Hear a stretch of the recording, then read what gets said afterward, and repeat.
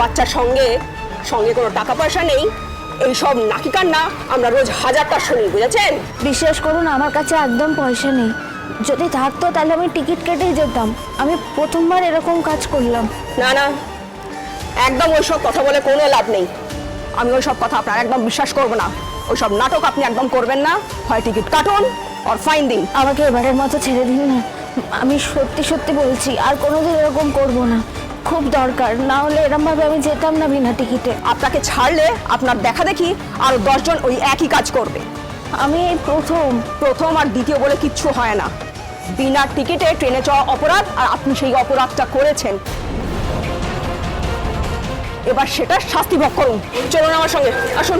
দিদি দিদি আমার একটা কথা শুনুন না। আমি বলছি কি, ভুল হয়ে গেছে, এবারের মতো ছেড়ে দিন। আপনি আমার সঙ্গে আসবেন নাকি আমি পুলিশ ডাকবো? এই রে, মেয়েটাকে আজ টিটি ধরেছে। আজ মনে হয় কোনো স্পেশাল চেকিং আছে। ফাইন না দিলে আজ সহজে ছাড়বে না। আরে ও তো বলছে ওর কাছে কোনো টাকা পয়সা নেই, তাহলে কেউ অ্যারেস্ট করবে? আরে অ্যারেস্ট করলে ওর মেয়েটা কোথায় থাকবে? কি জানি, কোনো হোমে টোমে রেখে দেবে মনে হয়। হোমে দেবে? না না, আমার মেয়ে খুব অসুস্থ। ও কোনোদিন আমাকে ছেড়ে একা থাকেনি। আমি ছাড়া তো ওর কেউ নেই। সেসব পরে দেখা যাবে, এখন চলুন তো। না না, আম্মামকে কিছুতেই আলাদা করা যাবে না। ওর তো খুব কষ্ট হবে। কি করি? কে সাহায্য করতে পারে এখন? দিদি আমার একটা কথা শুনুন, হাত জোর করে বলছি, আমাকে শুধু একটা ফোন করতে দেবেন। আচ্ছা করুন। আমার কাছে না কোনো ফোন নেই। উফ, আপনি খুব বিরক্ত করছেন তো। আচ্ছা, যাকে ফোন করবেন তার নাম্বারটা কি জানেন আপনি? হ্যাঁ হ্যাঁ। ঠিক আছে, নিন, চটপট করুন। আচ্ছা, যাকে ফোন করবেন তাই কিন্তু পরিষ্কার করে বলে দেবেন যে আপনার টিকিটের দাম আর ফাইনের টাকা এই দুটো দিলেই আপনাকে কিন্তু ছাড়া হবে। আচ্ছা।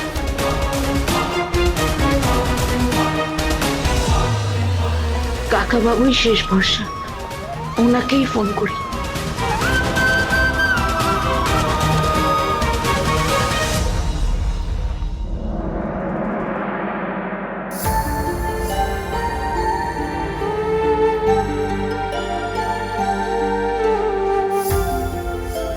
কাকাবাবু, আপনি আজকে যে আমাদের কত বড় উপকার করলেন, না হলে তো রেল পুলিশ আমাদের ধরে নিয়ে চলে যাচ্ছিল।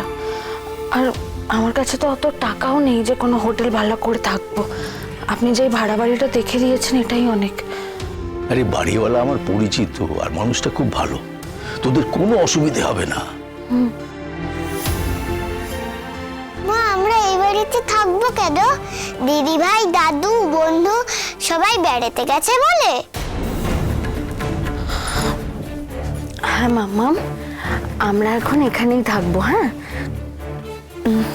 তোমার না ওষুধ খাওয়ার কথা, জানো তো? এখন দাঁড়াও, ওষুধটা খেয়ে নাও তো চট করে। খেয়ে ভালো মেয়ের মতো চুপটি করে তুমি ঘুমিয়ে পড়বে, কেমন? হ্যাঁ করো।